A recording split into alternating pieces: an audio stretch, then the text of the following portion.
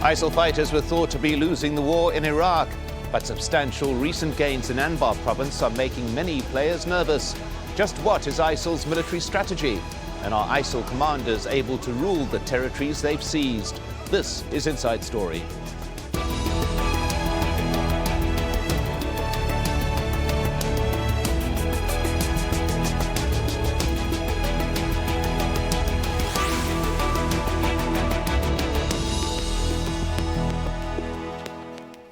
Hello and welcome to the program. I'm Mike Hanna. It's a disturbing reminder of the strength ISIL is maintaining on the ground in Iraq. Government troops retreating from Ramadi as ISIL fighters swept through the capital of Iraq's largest province. Its capture was completed despite US-led airstrikes, which are supposed to be degrading ISIL.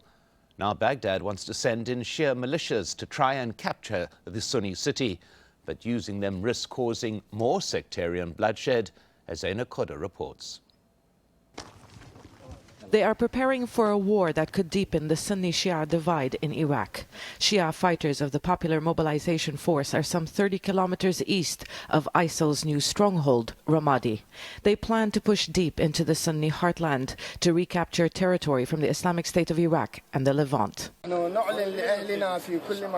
We're announcing that the Popular Mobilization Forces are getting ready to take back ANBAR. The people have asked about our help about a month ago, but politicians were reluctant. The ANBAR Provincial Council did request such assistance when Ramadi city fell to ISIL on Sunday, but the council is not representative of all Sunni tribes. Many of them don't want Shia forces on their land and would have preferred arms so they can wage this battle alone. Officials in Baghdad are insisting that these fighters, who are backed by Iran, are no longer militias and operate under the government. They are trying to calm Sunni fears. Even the US has expressed concern about deploying them in a Sunni province, but now it says it backs the government's decision. There are those who don't agree. They say that the paramilitary troops are stronger than the state, but for the time being they are the only force capable of fighting ISIL. Despite months of US training, regular forces are still weak and they weren't able to hold ground in the face of ISIL's offensive in ANBAR. The US, which leads the coalition against ISIL, is stepping up airstrikes and has promised to help the Iraqi government recapture lost ground. But ISIL is still on the offensive. People in the contested town of Khaldiyi are on the move. The armed group targeted security forces in the town east of Ramadi. The fighting over recent days has already displaced thousands. Makeshift camps are being set up in pockets of territory still under the control of the government and its local allies in ANBAR. But not all Sunni tribes support the government, and dissent is growing. We are here to help our people who have been abandoned by officials. The provincial council members and the government aren't doing anything. Reaching out to the people of ANBAR is needed to win this war, but the government has done little. What about children done to deserve this? We haven't eaten for 2 days. The battle for ANBAR has still not begun in earnest, and already there are fears of its consequences. Sunni leaders have long demanded that they secure their province. Defeating ISIL is just the first challenge. If Shia forces fill the security vacuum, it could mean another war. Zaina Koda, Al Jazeera, Baghdad.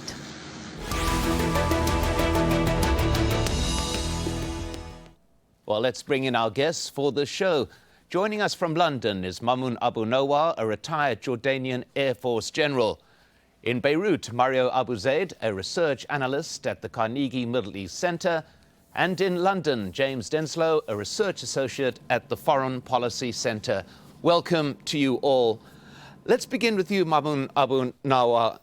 It's clear that ISIL is not only developing sophisticated tactics, but appears to be refining them continually. Would you agree?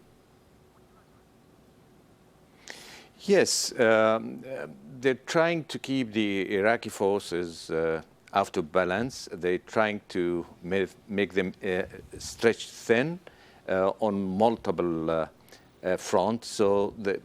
And trying to work on them in a war of attrition or drag them in an area which they control in a war of attrition type of scenario, and they move to another part. That's the most highlight of their tactics or their strategy. Of course, they're using the terror type style, like implanting the flag, and putting pressure on the population on that area to go out from that area, to flee out, like what's happened in Ramadi, like 25,000 people now between Ramadi and Baghdad displaced, and the Iraqi government not allowing them to enter Baghdad even. So I don't know what they are classified as, third people citizen or what, because of their Sunni. Well, these are one of the issues, MAMOUN ABU-NOWAR, that we will continue to discuss. But I just want to go to Mario Abu Zaid to pick up on something you said there. Using the circumstances that they find, in a way, using fault lines that exist within territory that they are entering. As mentioned there, ANBAR province predominantly Sunni, Sunni population that's felt largely marginalized by the Baghdad government for a long period of time, and seemingly ripe, if not for not fighting, but certainly for the kind of action that ISIL is taken. Would you agree?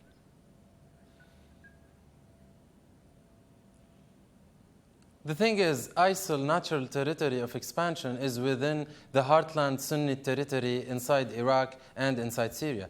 What's happening in the Anbar province? The Anbar province is the source of the Sunnite insurgency since the fall of Saddam Hussein. And after the American invasion to Iraq, we've witnessed how the Anbar province was of the major provinces that was bringing to the scene jihadists and all kind of revolutionary people who were fighting against the American troops, as well as the Iraqi central government that was led by the Shiites after the American invasion. So at the present time, it's very tactical and strategic for the Islamic State to expand within precisely this province, especially for it's a symbolic area, especially in the Ramadi province, where formerly both the Iraqi government and the US troops had suffered, especially in 2004, to fight and to maintain control in this Sunnite area that has a tremendous resentment against the Shiite government.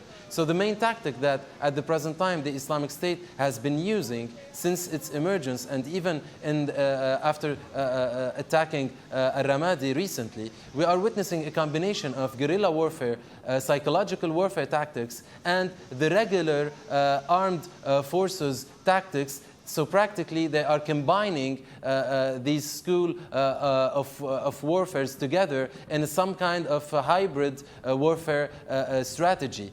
It brings back to our mind the fall of Mosul. The fall of Ramadi was completely similar to the fall of Mosul, where the Islamic State expanded and they were spreading all kinds of messages that the city is falling. They started to commit atrocities, to tackle armed police and armed forces posts with extreme brutality, and they were using, again, tremendous amount of suicide bombers and armed trucks that were sent to police stations and being exploded, the way we saw how they attacked on Ramadi. So again, they are using the same tactics they used before. It brings to our mind the fall of Mosul, which is a complete backfall for both the United States strategy as well as the Iraqi government strategy. However, at the present time, we have a central issue at play, which is the reaction of the Iraqi government. The problem with the reaction of the Iraqi government is that, again, it is depending more and more on the Shiite militias that are enlisted under the popular mobilizing forces, which is Al-Hashd al-Sha'bi. And by its 90% of Al-Hashd al-Sha'bi is being supported by the Iranians, and it is mainly composed of Shiite battle groups. So bringing Shiite forces, Shiite militias, and not the Iraqi army into this precisely critical area and province of the Anbar, and in this area where the Sunnis are the majority, will not be accepted by local populations. Well if I may just go to James Denslow on that particular point. Apologies for interrupting, Mario, but I just want to go to James Denslow on that particular point. Some would argue that this is playing right into ISIL's hands to bring Shia militia into the predominantly Sunni area, leading to the sense of chaos that actually feeds ISIL itself. What's your view of that?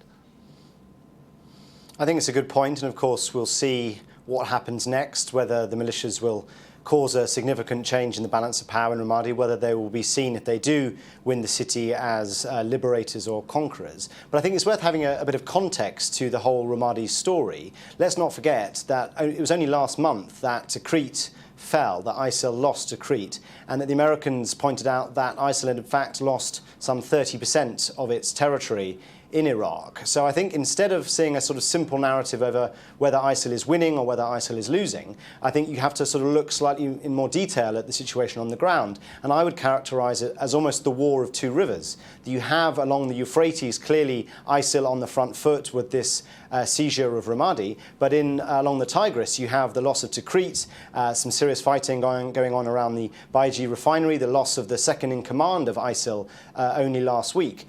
So we have to be very conscious about how complex the geography of war is currently in Iraq. Well, MAMOUN Abu-NOWAR, taking a look at this, one of ISIL's strengths, it would appear, is that they do not necessarily need to hold on to ground that they have won. It does not appear to be their major objective to take a place, hold it.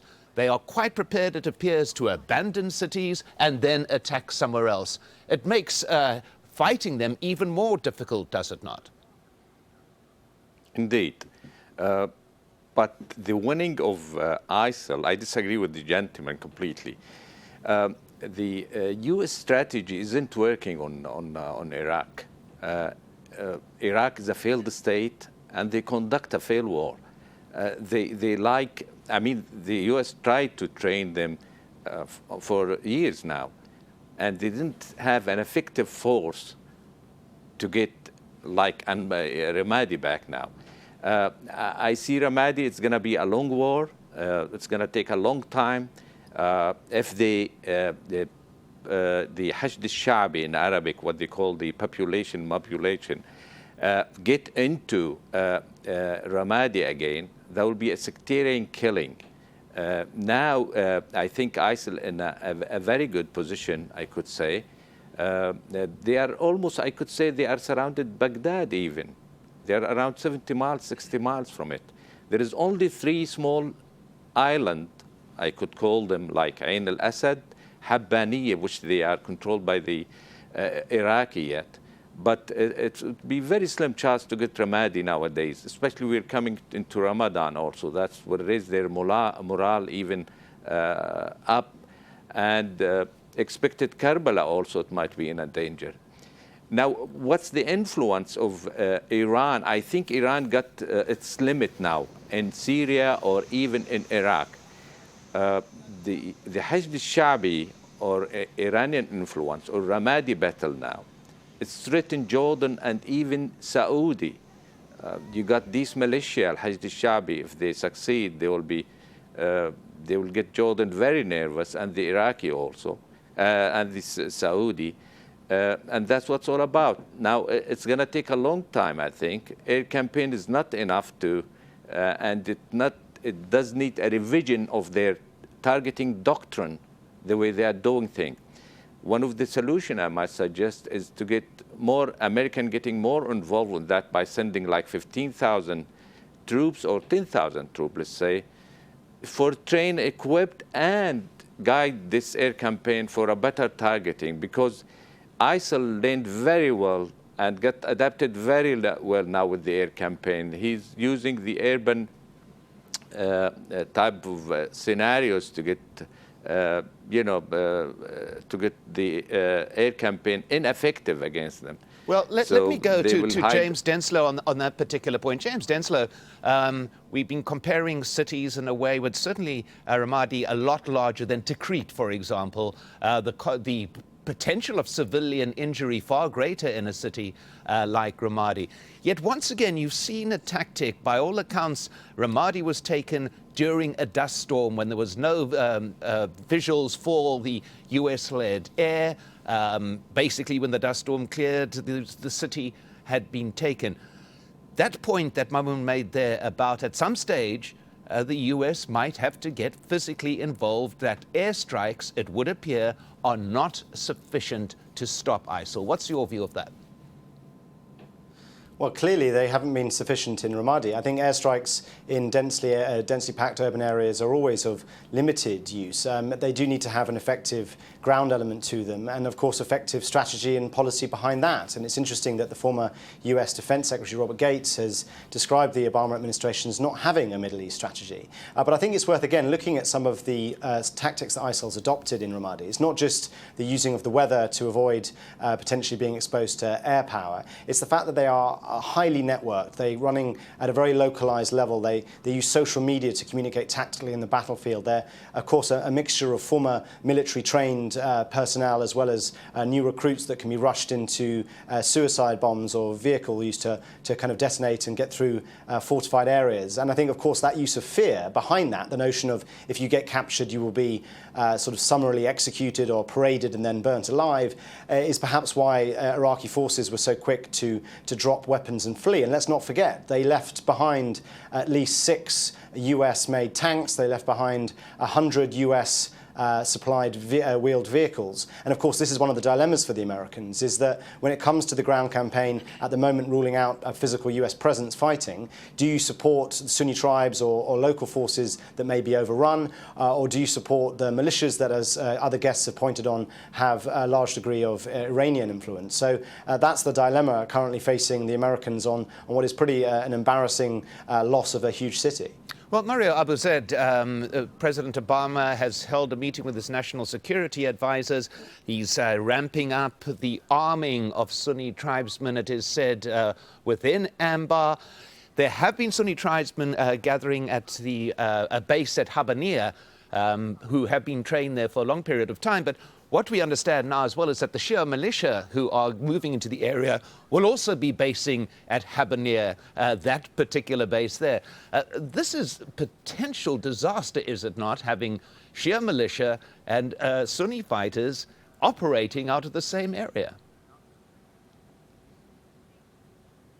Exactly, and this will be even taken further once, like today, we had a clear statement from one of the leaders of Al-Hashd al-Sha'bi who said that Iranians are fighting on the ground along the Shiite militias, which the Sunnite fighters will not really tolerate or be happy with. So again, the more that the Islamic State is entering into Sunnite provinces and Sunnite majority area, and the more that the Shiite militias will be engaged, this is actually contributing to the Islamic State creating an additional enabling environment where the Sunnis will be mobilized and rally behind the Islamic State rather than being exposed to the Shiite militias backed by the Iranians. And I wanted to go back to an initial point, which is the airstrikes campaign.